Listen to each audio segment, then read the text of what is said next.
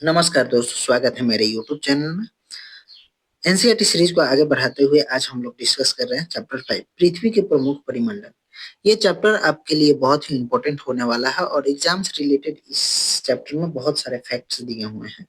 तो कृपया इस वीडियो के अंत तक बने रहें और लाइक, शेयर और सब्सक्राइब करें और कमेंट करके बताएं कि ये वीडियो कैसा लगा आपको। ठीक है, चलिए हम बिना समय जाया करते हुए आगे बढ़ते हैं। कह रहा है पृथ्वी के प्रमुख परिमंडल और इसके अंदर क्या क्या दिया हुआ है, हम उसके बारे में चर्चा करते जाएंगे, आपको समझाते जाएंगे और एग्जाम के पॉइंट ऑफ व्यू से क्या क्या आपके लिए इंपॉर्टेंट है उसके बारे में भी चर्चाएं होती जाएंगी।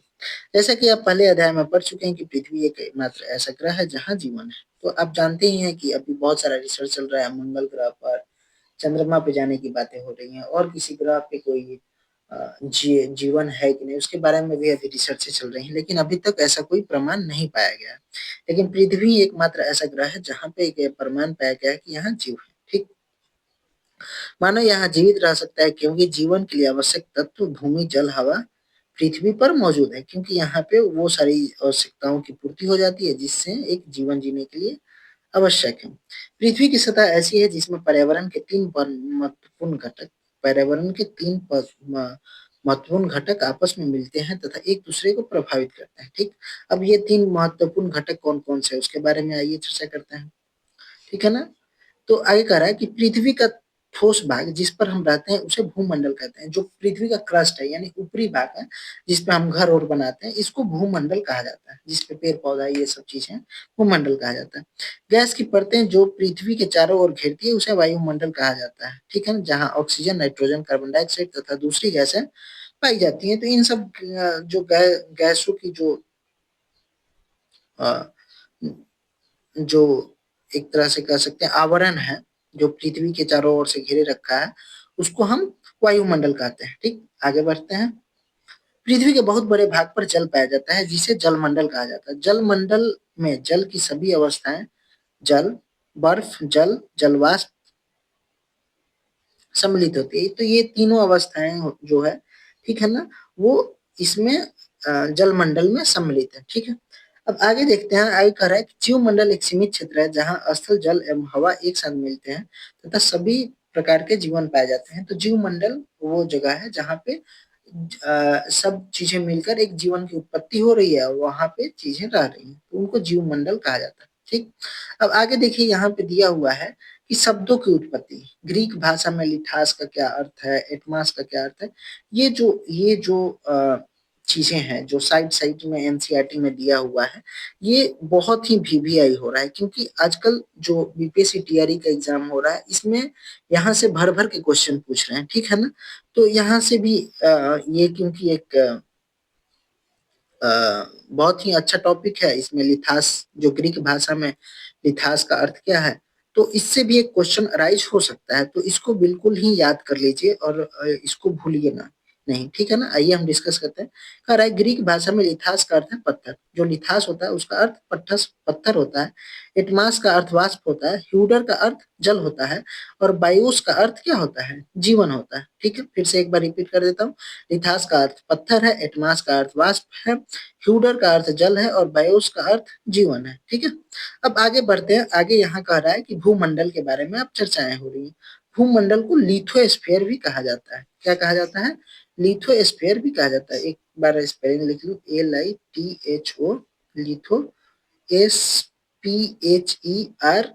ठीक है ना, तो इसको लिथोस्फीयर भी कहा जाता है।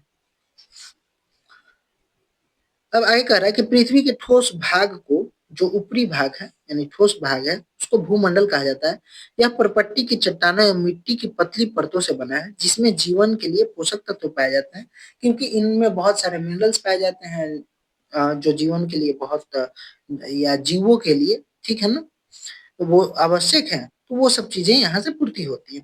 पृथ्वी के सतह को दो मुख्य भागों में बांटा जा सकता है। एक बड़े स्थलीय भूभागों को महाद्वीपों के नाम से जाना जा सकता है तथा तथा बड़े जलाशयों को महासागरीय बेसिन कहा जा सकता है। जो जलाशय हैं उन्हें महासागरीय बेसिन कहा जा सकता है। विश्व के सभी महासागर आपस में एक दूसरे से जुड़े हुए हैं। जो विश्व के सारे महासागर हैं वो क्या है, आपस में एक दूसरे से जुड़े हुए हैं। और जहाँ पे ये जिस जगह पे ये जुड़ते हैं आपस में, जो संकरा क्षेत्र होता है, मान लीजिए कहीं कोई संकरा क्षेत्र है जहाँ पे ये आपस में जुड़ते हैं, तो उनको जल संधि कहते हैं। जल संधि और स्थल संधि के बारे में हम लोग आगे चर्चाएं करेंगे नेक्स्ट पेज में, ठीक है ना। आगे बढ़ते हैं। तो आगे कह रहा है कि 5.1 में विश्व का मानचित्र देखें तथा स्थलीय भूभाग एक दूसरे से आपस में जुड़े हैं, उसके बारे में भी चर्चाएं हो रही है। समुद्र जल का तल सभी जगह समान होता है। जो समुद्र का जल है, ये ध्यान रखने वाली चीजें हैं और वीवीआई भी है, ठीक है ना, कि समुद्र जल का तल सभी जगह क्या होता है, समान होता है। यानी कि जो समुद्र का तल है उसको हम 0 मानते हैं और वहां से फिर हम स्थल की ऊंचाई को नापते हैं। स्थल की ऊंचाई को समुद्र के तल से मापा जाता है, जिसे शून्य माना जाता है। किसको? समुद्र का जो समुद्र है उसकी जो माप है उसको शून्य माना जाता है और उसी के ऊपर क्या किया जाता है, उसके ऊपर से ही हम स्थल को मापते हैं। जैसे आपने सुना होगा कि एवरेस्ट इतना 8848 मीटर ऊंचा है। कितना है एवरेस्ट? 8848 मीटर ऊंचा है। तो ये कहाँ से है? समुद्र तल से है, ठीक है ना। जो समुद्र तल है उससे इसकी ऊंचाई इतनी है, ठीक। चलिए आगे बढ़ते हैं। अब यहाँ एक मैप दिया हुआ है। मैप से पहले ये जो पैराग्राफ था इसको हम चाह रहे हैं कि पूरा कर लें, उसके बाद फिर आपको मैप समझा रहे हैं, ठीक है ना। आगे दिया है कि विश्व का सबसे ऊंचा माउंट एवरेस्ट जो 8848 मीटर ऊंचा है। विश्व का सबसे गहरा भाग प्रशांत महासागर का मेरियाना गर्त, ठीक है ना, वो कितना है? 11,022 किलोमीटर, ठीक है ना। कितना है? 11,022 किलोमीटर, नहीं सॉरी मीटर है, ठीक है ना। 11,022 मीटर है। क्या आपने कभी कल्पना की कि समुद्र की गहराई पृथ्वी के सबसे ऊपरी भाग से इतने अधिक भी हो सकती है? मतलब ऐसा कह रहा है कि क्या आपने कभी सोचा है कि इतना गहरा भी समुद्र हो सकता है, ठीक है ना। तो उसके बारे में चर्चा है। अब आगे देखिए, यहाँ पे एक मैप दिया हुआ है, वर्ल्ड मैप ही इसे समझें। इसमें महादेशों और महाद्वीपों और क्या कहते हैं, ये महासागरों को डिनोट किया हुआ है। तो आप जानते हैं कि 5 महासागर हैं और 7 महाद्वीप हैं। तो आइए उनको बारी बारी से देखते हैं। यहाँ प्रशांत महासागर है, अटलांटिक महासागर है, ठीक है ना। उसके बाद यहाँ नीचे नीचे क्या है? दक्षिणी महासागर है, ठीक है ना। उसके बाद हिंद महासागर है, उसके बाद यहाँ आर्कटिक महासागर है, ठीक। तो कौन कौन से महासागर हैं, फिर से एक बार रिपीट कर लेते हैं। प्रशांत महासागर, अटलांटिक महासागर, आर्कटिक महासागर, दक्षिण महासागर और हिंद महासागर, ठीक। उसी तरह से महाद्वीपों की संख्या 7 है और ये कौन कौन से हैं? तो उत्तरी अमेरिका, दक्षिणी अमेरिका, अफ्रीका, यूरोप, एशिया और ऑस्ट्रेलिया। अब देखिए इस मैप को थोड़ा और हम डिटेल में पढ़ते हैं कि अब देखिए यहाँ उत्तरी अमेरिका है, ठीक है ना। तो उत्तरी अमेरिका में यहाँ दिया हुआ है, उत्तरी अमेरिका में दिया है कौन क्या है? रॉकी पर्वत है और अपलेशियन पर्वत है। कौन है? रॉकी पर्वत और अपलेशियन पर्वत है। और यहाँ देखिए दक्षिण अमेरिका में क्या है? एक अमेजन नदी यहाँ दिख रहा है और एक एंडीज पर्वत। ये एंडीज पर्वत जो है वो विश्व की सबसे बड़ी पर्वत श्रृंखला है, ठीक है। आगे उसके बाद अब देखते हैं यूरोप में। इसके बारे में आपको इस पाठ्य में और डिटेल में पढ़ना है, तो हम इस मैप को पहले पढ़ लेते हैं ताकि आपको और आगे क्या है, यहाँ से जानकारी रहेगी तो आगे और आसान हो जाएगा समझने में। तो यहाँ यूरोप में आल्पस है, ठीक है ना। और एक यूराल पर्वत है। यूराल पर्वत बेसिकली यूरोप और एशिया का बॉर्डर बनाता है, ठीक है ना। यूरोप और एशिया का बॉर्डर बनाता है और यूरोप और एशिया का जो सम्मिलित भाग है, यानी कि हो सकता है कि ये वाला जो पोर्शन है, ये जो पोर्शन है इसको यूरेशिया कहा जाता है, ठीक है ना। जो यूरोप और एशिया का कुछ सम्मिलित भाग है उसको यूरेशिया कहा जाता है। आगे हमें पढ़ने को भी मिलेगा। यहाँ हिमालय पर्वत है और यहाँ देखिए अफ्रीका में एक पर्वत है एटलस नाम का, ठीक है ना। और यहाँ पे नील नदी बहती है। यहाँ एक ड्रैकन्सबर्ग पर्वत है, इसको भी याद रखिए। और सहारा मरुस्थल है, ठीक है ना। सहारा डेजर्ट का नाम आपने सुना होगा, ठीक। अब यहाँ आगे बढ़ते हैं, ऑस्ट्रेलिया के बारे में थोड़ा पढ़ लेते हैं। ऑस्ट्रेलिया में यहाँ दे रहा है कि ग्रेट सैंडी डिजर्ट है। ये क्या है? मरुस्थल ही है, ग्रेट सैंडी डिजर्ट, ठीक। और एक पर्वत भी है कि क्या है? ग्रेट डिवाइडिंग रेंज, ठीक। तो ये एक पर्वत भी है, ठीक। और आगे बढ़ते हैं, ठीक है। चलिए आशा करता हूँ ये मैप आपको समझ में आ गया होगा। हाँ, मैंने ये आपको बताया ऑस्ट्रेलिया, ये नीचे अंटार्कटिक महाद्वीप है, ठीक है ना। अंटार्कटिका महाद्वीप ये वाला पोर्शन है, ठीक है। और देखिए ये जो दक्षिणी महासागर है ये 60 डिग्री या साउथ तक फैला हुआ है, ठीक है ना। ये एक गोला बनाता है जो 60 डिग्री साउथ तक फैला हुआ है, ठीक। अब चलिए आगे हम बढ़ते हैं।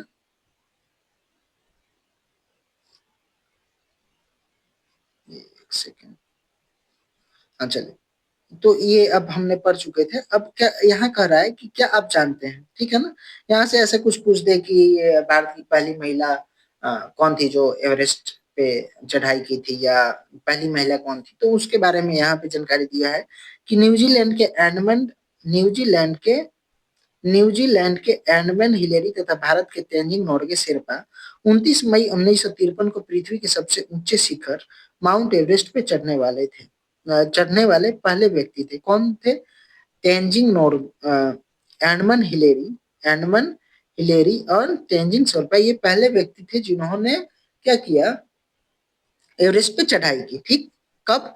29 मई 1953 को। आगे कह रहा है कि पहली महिला अब कौन थी भाई, तो जापान की जुंको तेबई जो विश्व की पहली महिला थी जिसने 16 मई 1975 को एवरेस्ट पर पहला कदम रखा, ठीक है ना। ये 16 मई 1975 को क्या कर रही है, एवरेस्ट पे कदम रख रही है। 1975 एवरेस्ट पे कदम रखा, और ये भारत की बिछेंद्री पाल है। बिछेंद्री पाल भारत की पहली महिला बिछेंद्री पाल भारत की पहली महिला जिसने 23 मई 1984 को एवरेस्ट पर कदम रखा। तो फिर से एक बार रिवीजन कर लेते हैं कि कौन कौन है भाई। तो एडमंड हिलेरी तथा तेंजिंग नोर्गे पहले व्यक्ति थे। एडमंड हिलेरी न्यूजीलैंड के थे और तेंजिंग नोर्गे शेरपा ये भारत के थे। इन्होंने पहली बार भारत पे एवरेस्ट पे चढ़ाई की। उसके बाद पहली महिला कौन थी, तो जापान की जुंको तेबई। और भारत की पहली महिला अगर पूछे तो वो कौन थी, बिछेंद्री पाल, ठीक। अब आगे बढ़ते हैं। यहाँ सबसे पहले हम महाद्वीपों के बारे में चर्चा है, ठीक है ना। एक सेकेंड, एक सेकेंड।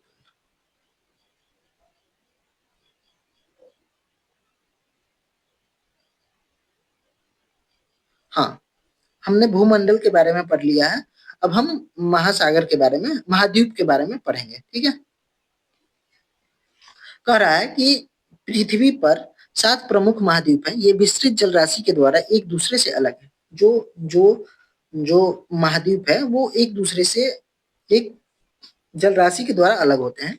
ये महाद्वीप है एशिया, यूरोप, अफ्रीका, उत्तरी अमेरिका, दक्षिणी अमेरिका, ऑस्ट्रेलिया, अंटार्कटिका, ठीक है। चित्र 5.1 में विश्व के मानचित्र को देखिए। विश्व के मानचित्र को देखिए, ध्यान दीजिए कि स्थल का बहुत बड़ा भाग उत्तरी गोलार्ध में पाया जाता है। तो कह रहा है कि जो ये स्थल का बहुत बड़ा भाग है, यानी कि ये जो भाग है, इसके ऊपर का जो भाग है, यानी ये वाला जो पोर्शन है वो क्या है, नॉर्थ कॉन्टिनेंट, नहीं, गोलार्ध के लिए मुझे याद नहीं आ रहा क्या स्पेलिंग इस्तेमाल किया जाता है। तो ये उत्तरी गोलार्ध में है, ठीक है ना। चलिए आगे बढ़ते हैं।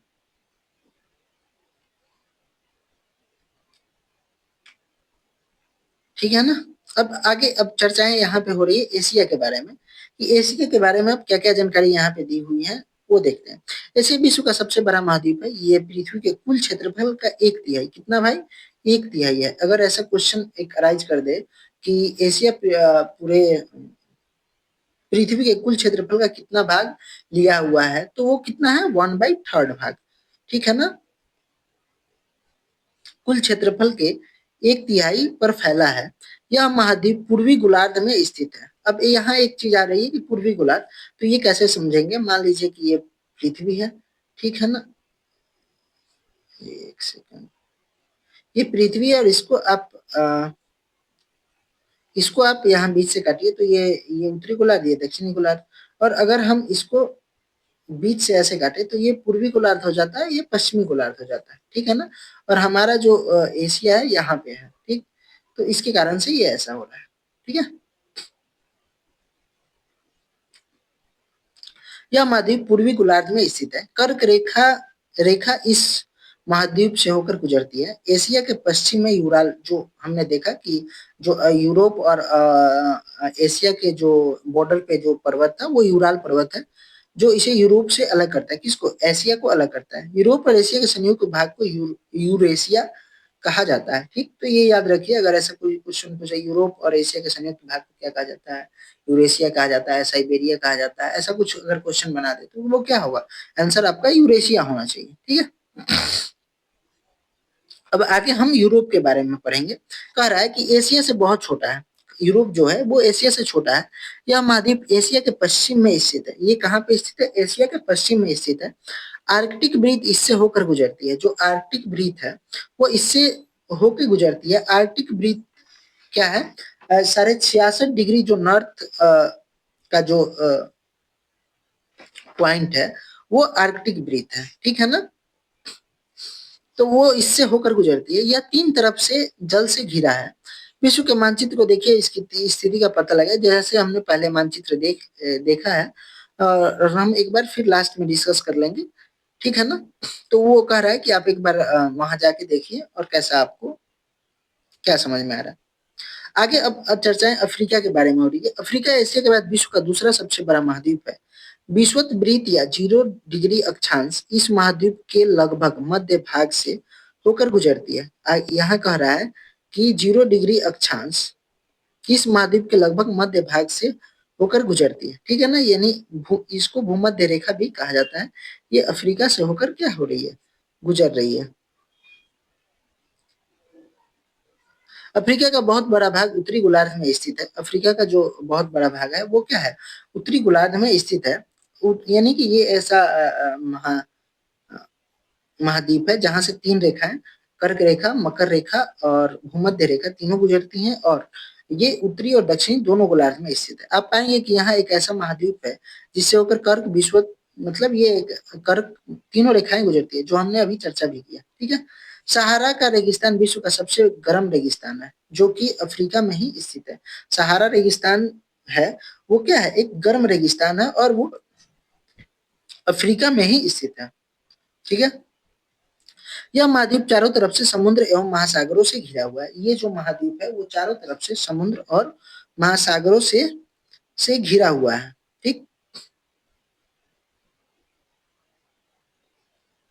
महासागरों से घिरा है। विश्व के मानचित्र को देखिए, आप देखेंगे कि विश्व की सबसे लंबी नदी नील नदी जो है वो अफ्रीका से ही होकर गुजरती है। अफ्रीका का मानचित्र देखिए, बताइए कर्क मकर रेखा विश्व, ये आपको आपको होमवर्क दे रहा है कि वो किन किन देशों या किन किन भागों से होकर गुजर रही है, ये रेखाएं, तो उसके बारे में आप चर्चा करिए। तो जब मैं पढ़ा हूँ इसको, जैसे मैं डिस्कस करा दे रहा हूँ इस चैप्टर को, एक बार तुरंत आप क्या करिए कि खुद से बुक उठाकर और उस चैप्टर को पढ़ जाइए और एक लाइनिंग कर लीजिए कि क्या क्या इंपॉर्टेंट है। ठीक है ना, तो इससे क्या होगा कि आप, एक तो मैंने पढ़ाया और आपको तुरंत ही आपने रिवीजन किया, तो उससे क्या होगा कि आपका जो मेमोरी क्षमता है वो बढ़ जाएगी। ठीक है ना, तो अब हम आगे बढ़ते हैं। अब आगे चर्चाएं हो रही है उत्तरी अमेरिका की। तो उत्तरी अमेरिका क्या है, वो विश्व का तीसरा सबसे बड़ा महाद्वीप है। यह दक्षिणी अमेरिका के एक संकरे स्थल से जुड़ा है। ठीक है ना, संकरे स्थल को स्थल संधि कहा जाता है। संकरे स्थल को संकरे संकरे स्थल को क्या कहा जाता है, स्थल संधि कहा जाता है। ठीक है ना, क्या कहा जाता है, स्थल संधि।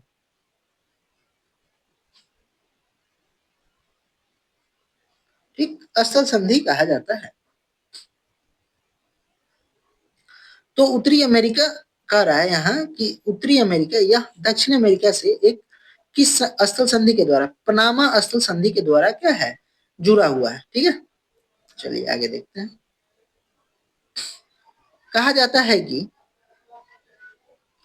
पनामा स्थल संधि के द्वारा ये क्या है, ये जुड़ा हुआ है, स्थल संधि जुड़ा है, जिसे पनामा एक संक्रिय स्थल के द्वारा ये जुड़ा हुआ है, जिसे पनामा स्थल संधि कहा जा रहा है। यहाँ पे यह महाद्वीप पूरी तरह से उत्तरी एवं पश्चिमी गोलार्ध में स्थित है।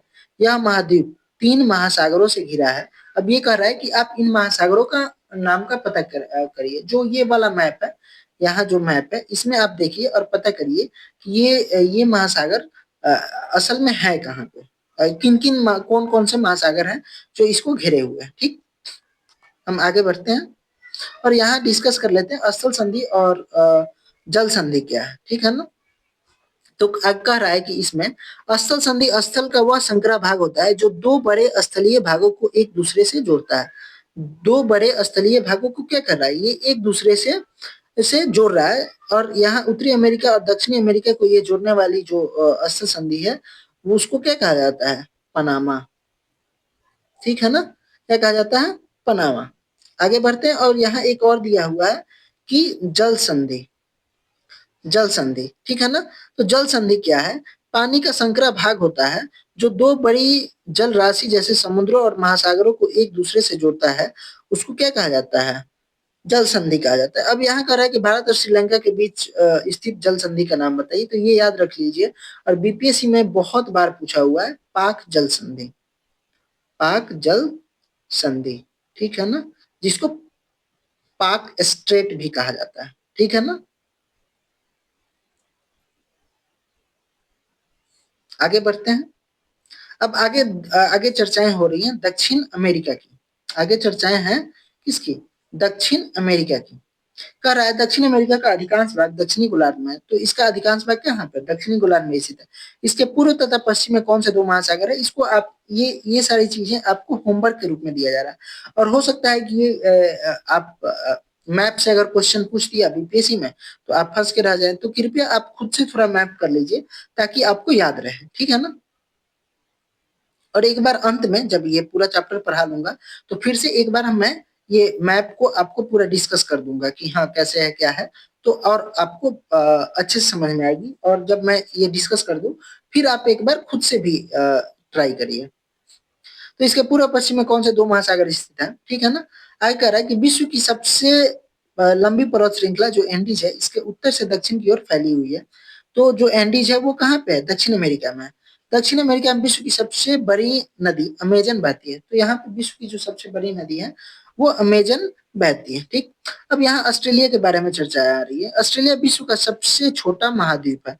जो ऑस्ट्रेलिया है वो विश्व का सबसे छोटा महाद्वीप है जो कि पूरी तरह से दक्षिणी गोलार्ध में स्थित है। ये कहाँ पे है, पूरी तरह से दक्षिणी गोलार्ध में स्थित है। यह चारों तरफ से महासागरों तथा समुद्रों से घिरा हुआ है। ये जो महाद्वीप है ये चारों तरफ से महासागरों तथा समुद्रों से घिरा है और इसे द्वीपीय महाद्वीप भी कहा जाता है। ऐसा अगर क्वेश्चन बन सकता है कि कौन सा ऐसा महाद्वीप है जिसको द्वीपीय महाद्वीप कहा जाता है, तो वो क्या होना चाहिए, ऑस्ट्रेलिया होना चाहिए, ठीक है ना। अब आगे कह रहा है कि अंटार्कटिका। अंटार्कटिका एक बहुत बड़ा महाद्वीप है जो कि दक्षिणी गोलार्ध में स्थित है। दक्षिणी ध्रुव इस महाद्वीप के मध्य में स्थित है। चूंकि यह दक्षिणी ध्रुव क्षेत्र में स्थित है इसीलिए यह हमेशा मोटी बर्फ की परतों से ढका रहता है। यहाँ किसी भी प्रकार का अस्थायी मानव निवास नहीं है। यहाँ पे कोई मानव निवास नहीं करता है क्योंकि जो यहाँ की जलवायु है वो बहुत ही विरल है। यानी केवल यहाँ पे बर्फ की मोटी मोटी चट्टाने हैं और कुछ नहीं है, पेड़ पौधे और कुछ नहीं है। जीवन है जो जैसे जंग पहाड़ी भालू मिल सकते हैं यहाँ पे, कुछ मछलियां मिल सकती हैं कुछ प्रकार की, कुछ जो जलीय जीव हैं उसी प्रकार के यहाँ पे निवास करते हैं और कुछ नहीं, ठीक है ना।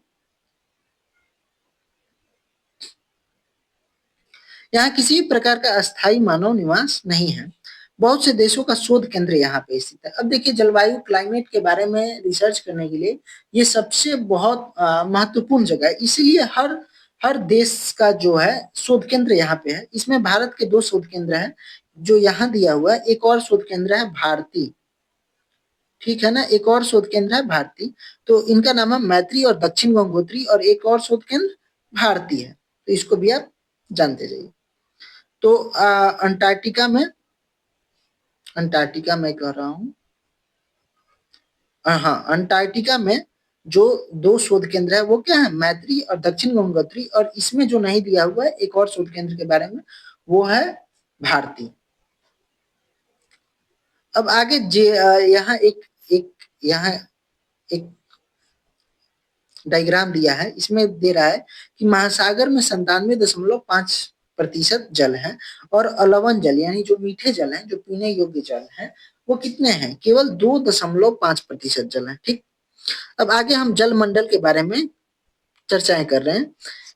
पृथ्वी को नीला ग्रह कहा जाता है। ऐसा क्यों कहा जाता है, क्योंकि जो पृथ्वी है उसके बहुत बड़े क्षेत्र में वाटर बॉडीज ही है, ठीक है ना। जिसके कारण से ये रिफ्लेक्शन होता है प्रकाश से, और ये अंतरिक्ष से जब हम देखते हैं तो ये हमें नीला दिखाई देता है। इसी के कारण से इसका नाम नीला ग्रह रख दिया गया। ठीक। पृथ्वी पृथ्वी का 71% भाग जल तथा 29% भाग स्थल है। ठीक है ना। पृथ्वी का जो 71% भाग है वो क्या है, जल है, तथा 29% भाग स्थल है। जल मंडल में जल के सभी रूप उपस्थित होते हैं। जल मंडल में जल के सभी रूप, इसमें महासागर, नदियां, झीलें, हिम नदियां, भूमिगत जल तथा वायुमंडल की जलवाष्प सभी सम्मिलित है। ये सब जैसे नदियां, झीलें, महानदियां, भूमिगत जल, ये सब इसमें आ जाएंगे वाटर बॉडीज, जल मंडल के अंतर्गत आएगी। वाटर बॉडीज तो ये है ही। पृथ्वी पर पाए जाने वाले 97% से अधिक भाग महासागरों में पाया जाता है। जल का 97% भाग महासागरों में पाया जाता है। वह इतना खारा है कि इसका हम इस्तेमाल नहीं कर सकते। ठीक है ना। अब यहाँ आपके लिए एक होमवर्क है, यहाँ दिया हुआ है, ये एक कोठा कोठा दिया हुआ है, और इसको आप असेंडिंग और डिसेंडिंग, ठीक है ना, बढ़ते क्रम और घटते क्रम, इनके क्षेत्रफल के अनुसार, ठीक है ना, आप सजा के और याद कर लीजिए। ठीक है ना। ये हो सकता है कि आपके क्वेश्चन में बीपीएससी में ऐसा क्वेश्चन कुछ पूछ दे। ठीक है ना। तो आप इसको ध्यान रखिए, ये आपके लिए होमवर्क है, और ये हमको अगर आपने किया तो इसको कमेंट करके हमको बताइए कि आपने असेंडिंग और डिसेंडिंग दोनों में कर लीजिए, यानी बढ़ते और घटते दोनों क्रम में। ठीक है। अब आगे कह रहा है कि मानव के उपयोग में कौन नहीं आ सकता, क्या, जो खारा जल है उसको हम बहुत पीने होने के इस्तेमाल तो कर नहीं सकते। हाँ, कुछ इंडस्ट्रियली इस्तेमाल अगर हो सकता है तो हो सकता है, नहीं तो ऐसे पीने के लिए तो इस्तेमाल नहीं होता है। ठीक है ना। शेष जल का बहुत बड़ा भाग बर्फ की परतों एवं हिम नदी यानी ग्लेशियर को कहा जाता है, तथा भूमिगत जल के रूप में पाया जाता है। जल की बहुत कम भाग अलवन जल है, यानी पीने योग्य जल है, मीठा जल जिसको कहा जाता है, रूप में पाया जाता है, जो मनुष्य के इस्तेमाल में आता है। यही कारण है कि नीले ग्रह में रहने के बावजूद हम पानी की कमी महसूस करते हैं। ठीक है। अब आगे महासागरों की चर्चाएं हो रही है। ठीक है ना। तो महासागर कितने थे, 5 थे। ठीक। महासागर जलमंडल के मुख्य भाग है। महासागर जो है वो जलमंडल के मुख्य भाग है। ये आपस में एक दूसरे से जुड़े हुए हैं। ये क्या है, आपस में एक दूसरे से जुड़े हुए हैं। ठीक।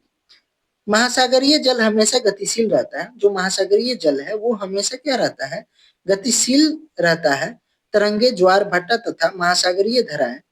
महासागरीय जल की 3 प्रमुख गतियां, अगर ऐसा पूछ दे कि महासागरीय जल क्या हमेशा गतिशील रहता है, ठीक है ना, तो आपका आंसर हाँ होना चाहिए। ठीक है ना। ऐसा कुछ कह दे कि इन निम्न कथनों में से कौन से कथन महासागरों के बारे में सही है। ठीक है। उसमें दे दिया कि महासागर का जल हमेशा गतिशील रहता है, महासागर का जल हमेशा स्थिर रहता है, महासागर का जल कभी गतिशील कभी स्थिर रहता है, इनमें से कोई नहीं, इनमें से एक से अधिक। इस तरह से भी क्वेश्चन बन सकता है। तो आपका यहाँ आंसर होना चाहिए महासागर का जल हमेशा गतिशील रहता है। ठीक है ना। और इसकी 3 प्रमुख गतियां हैं, कौन कौन से हैं भाई, तरंगे, ज्वार भाटा और महासागरीय जलधाराएं। ठीक है। हम आगे बढ़ते हैं। बड़े से, यहाँ कह रहा है कि बड़े से छोटे आकार के महासागर, यानी कि हम सबसे पहले बड़ा, उससे फिर छोटा, जैसे मान लीजिए 10, उसके बाद 9, उसके बाद इस तरह से हम सजा रहे हैं। ठीक है ना। उनके आकार के आधार पर 5 महासागर प्रमुख है। कौन कौन है, प्रशांत महासागर, अटलांटिक महासागर, हिंद महासागर, दक्षिणी महासागर तथा आर्कटिक महासागर। ठीक है ना। चलिए आगे बढ़ते हैं। आई होप आपको ये वीडियो आपको अच्छा लग रहा होगा। कृपया कमेंट करके बताएं कि ये वीडियो आपको कैसा लगा। अब आगे हम देखते हैं। आगे दे रहा है कि प्रशांत महासागर के बारे में चर्चा है। ठीक है ना। थोड़ा और मैं जूम कर दूं। ठीक, प्रशांत महासागर के बारे में चर्चाएं हो रही हैं। तो प्रशांत महासागर सबसे बड़ा महासागर है। यह पृथ्वी के 1/3 भाग पर फैला हुआ है। जो प्रशांत महासागर है वो कितने भागों पर फैला हुआ है, 1/3 भाग पर फैला हुआ है। और एशिया भी कितने भागों पे, 1/3 भागों पे। ठीक है ना। तो उसको आप याद कर लीजिए। ठीक है ना। तो प्रशांत महासागर सबसे बड़ा महासागर है, पृथ्वी के 1/3 भाग पर फैला हुआ है। पृथ्वी का सबसे गहरा भाग मेरियाना गर्त प्रशांत महासागर में ही स्थित है। प्रशांत महासागर लगभग क्या है, ये वृत्ताकार है। कैसा है भाई, ये वृत्ताकार है। कैसा है, ये वृत्ताकार है। कौन, प्रशांत महासागर, ठीक है, वृत्ताकार है। एशिया, एशिया, ऑस्ट्रेलिया, उत्तर एवं दक्षिणी अमेरिका इसके चारों ओर स्थित है। चित्र 5.1 में दिया गया है, ये आगे जो हमने मैप देखा था उसमें दिया गया था। प्रशांत महासागर के चारों ओर इन द्वीपों का स्थिति का पता लगाएं। तो इसके आसपास कौन कौन से महाद्वीप है उसके बारे में कह रहा है कि आप पता लगाइए, ठीक है ना। अब अटलांटिक महासागर के बारे में चर्चा हो रही है, ठीक है। अटलांटिक महासागर विश्व का दूसरा सबसे बड़ा महासागर है। यह अंग्रेजी भाषा की एस अक्षर का है। कैसे अक्षर का है, इसका आकार एस अक्षर का है। ऐसा है, तो एस अक्षर का, ठीक है ना, आकार का है। इसके पश्चिमी किनारे पर उत्तर एवं दक्षिणी अमेरिका है तथा पूर्वी किनारे पर यूरोप एवं अफ्रीका, यूरोप एवं अफ्रीका। अटलांटिक महासागर की तट रेखा पूर्वी किनारे पर यूरोप और अफ्रीका है, ठीक है ना। अटलांटिक महासागर की तट रेखा बहुत ही अधिक क्या है, दंतुरित है। क्या है, बहुत अधिक दंतुरित है। यह अनियमित एवं दंतुरित तट रेखा प्राकृतिक पोताश्रय एवं पत्तनों के लिए यानी बंदरगाह के लिए बहुत ही अ, अ, के लिए आदर्श स्थिति होती है, क्योंकि यहाँ क्या कर सकते हैं, यहाँ जहाजों को हम आसानी से डॉक कर सकते हैं। व्यापार की दृष्टि से यह सबसे व्यस्त महासागर है। ऐसा अगर पूछ दे कि व्यापार की दृष्टि से सबसे व्यस्त महासागर कौन सा है, तो वो क्या होना चाहिए, अटलांटिक महासागर। क्या है, अटलांटिक महासागर। यहाँ दंतुरित तटरेखा आप देख सकते हैं। तो ये जो रेखा है, जो तट है ये दंतुरित है, ठीक है। अटलांटिक महासागर सबसे व्यस्त महासागर। उसके बाद चर्चाएं हो रही है यहाँ पे, हिंद महासागर ही एक ऐसा महासागर है जिसका नाम किसी देश के नाम पर पड़ा है। ऐसा अगर पूछ दे कि कौन सा महासागर है जो किसी देश के नाम पर रखा है, तो वो हिंद महासागर है जो भारत के नाम पर रखा गया है। यह महासागर लगभग त्रिभुजाकार है। हिंद महासागर कैसा है, त्रिभुजाकार है। हिंद महासागर कैसा है, त्रिभुजाकार है, ठीक है ना। इसके उत्तर में एशिया, पश्चिम में अफ्रीका तथा पूर्व में ऑस्ट्रेलिया स्थित है। अब आगे दक्षिणी महासागर के बारे में चर्चा हो रही है कि दक्षिणी महासागर अंटार्कटिका महाद्वीप के चारों ओर घेरता है। यह अंटार्कटिका महाद्वीप के उत्तर की ओर 60 डिग्री दक्षिणी अक्षांश तक फैला हुआ है। ये 60 डिग्री दक्षिणी अक्षांश तक क्या है, फैला हुआ है। कौन, दक्षिणी महासागर। उसके बाद एक आता है आर्कटिक महासागर। आर्कटिक महासागर उत्तर ध्रुव वृत्त में स्थित है तथा यह उत्तर ध्रुव के चारों ओर फैला हुआ है। यह प्रशांत महासागर से छिछले जल वाले एक संकरे भाग से मिला हुआ है। छिछले जल वाले एक संकरे भाग को जल संधि कहा जाता है, हमने आगे ही पढ़ा है। और जिस जिस जल संधि के द्वारा ये मिलता है उसे बेरिंग जल संधि के नाम से जाना जाता है। कौन, आर्कटिक और प्रशांत महासागर जिस संग्रह जल संधि द्वारा एक दूसरे से मिलते हैं उसे बेरिंग जल संधि कहा जाता है। यह उत्तर अमेरिका के तटों तथा यूरेशिया से घिरा हुआ है। कौन, आर्कटिक महासागर, ठीक है ना।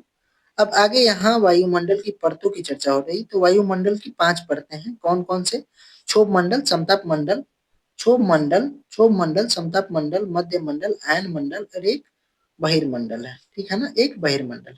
ठीक, अब इसके बारे में आइए चर्चाएं करते हैं।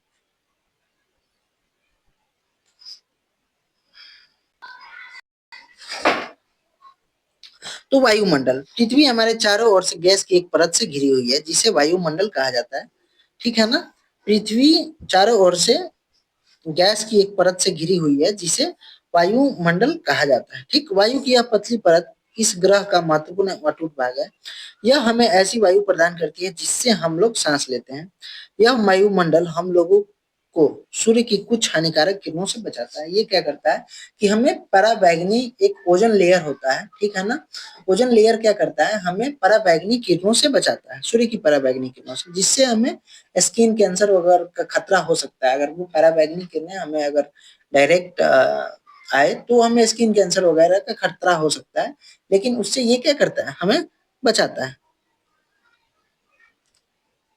वायुमंडल, वायुमंडल की ऊंचाई जो है वो 1600 किलोमीटर है। जो वायुमंडल की ऊंचाई है वो क्या है, वायुमंडल 1600 किलोमीटर की ऊंचाई तक फैला हुआ है।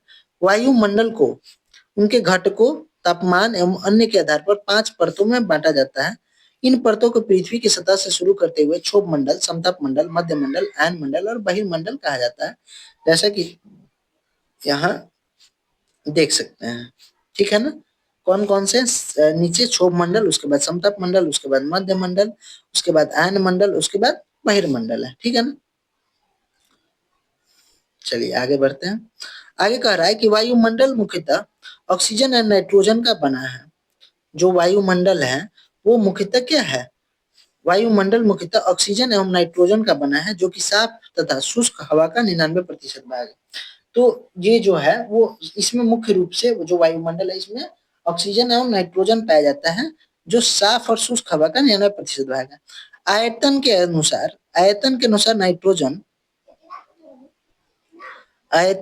नाइट्रोजन 78%, ठीक है ना, और ऑक्सीजन 21% तथा दूसरी गैसें जैसे कार्बन डाइऑक्साइड, ऑर्गन, ये सब 1% है। ठीक है ना?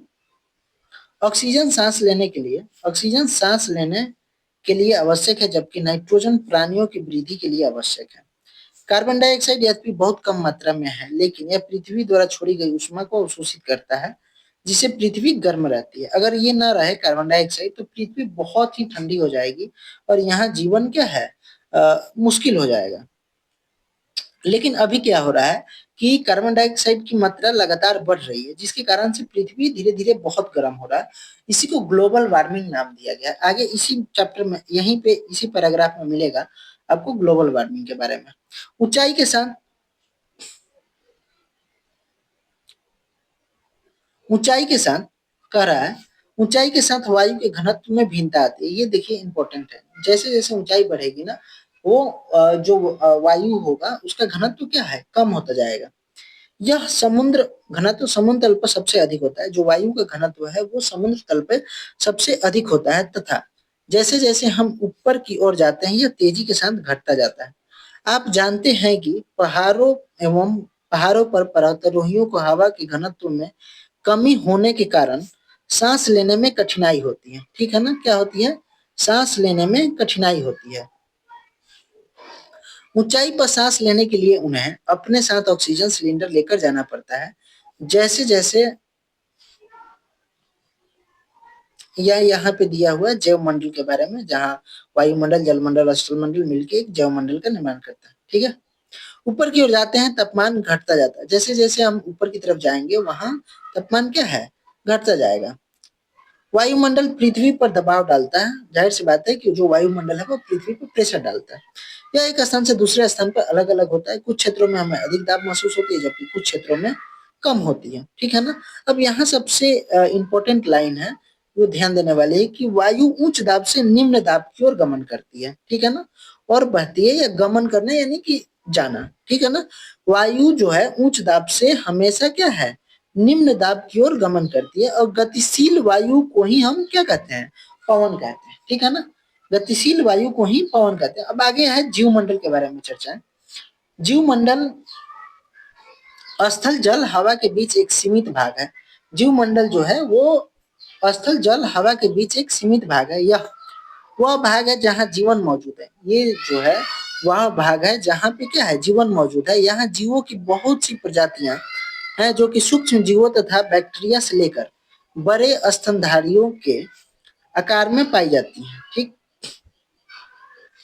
मनुष्य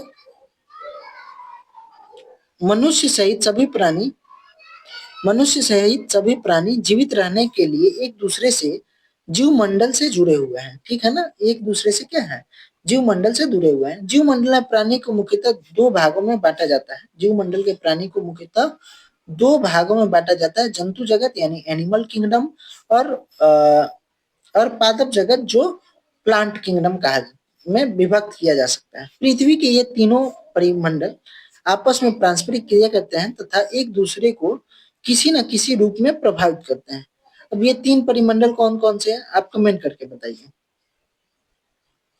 उदाहरण के लिए उदाहरण के लिए लकड़ी तथा खेती के लिए वनों को काटा जाए तो इससे ढलुआ भाग पर मिट्टी का कटाव तेजी से होने लगता है। इसी प्रकार प्राकृतिक आपदाएं जैसे भूकंप से पृथ्वी की सतह में परिवर्तन हो जाता है। हाल ही में सुनामी के कारण अंडमान एवं निकोबार द्वीप समूहों का कुछ भाग पानी में डूब गया। जाहिर सी बात है 2004 में एक सेकंड 2004 में सुनामी आई थी, जिसके कारण से अंडमान निकोबार का कुछ भाग क्या है, डूब गया था। झीलों नदियों में दूषित पदार्थों के प्रवाहित होने से उनका जल मानव के इस्तेमाल के लायक नहीं रह जाता है। यह जल दूसरे जीवों को भी नुकसान पहुंचे, जैसे उसकी मछलियां मर जाती हैं, चिड़ियों को बीमारियां होने लगती हैं, तो इन सब बहुत सारी चीजें होने लगती हैं। मच्छर पनपेंगे फिर, ठीक है ना। उद्योगों, तापीय विद्युत संयंत्रों तथा गाड़ियों का उत्सर्जित पदार्थ वायु को दूषित करता है। कार्बन डाइऑक्साइड वायु का एक महत्वपूर्ण घटक है, लेकिन कार्बन डाइऑक्साइड की मात्रा वृद्धि के कारण पृथ्वी के तापमान में वृद्धि हो रही है। जो हमने ग्लोबल वार्मिंग की हमें बातें की, उसी उसी की बातें यहाँ पे हो रही है। इसे भूमंडलीय तापन कहा जाता है। ग्लोबल वार्मिंग का ही हिंदी नाम भूमंडलीय तापन है, कहा जाता है। इसीलिए भूमंडल, वायुमंडल और जलमंडल के बीच के प्राकृतिक संतुलन को बनाए रखने के लिए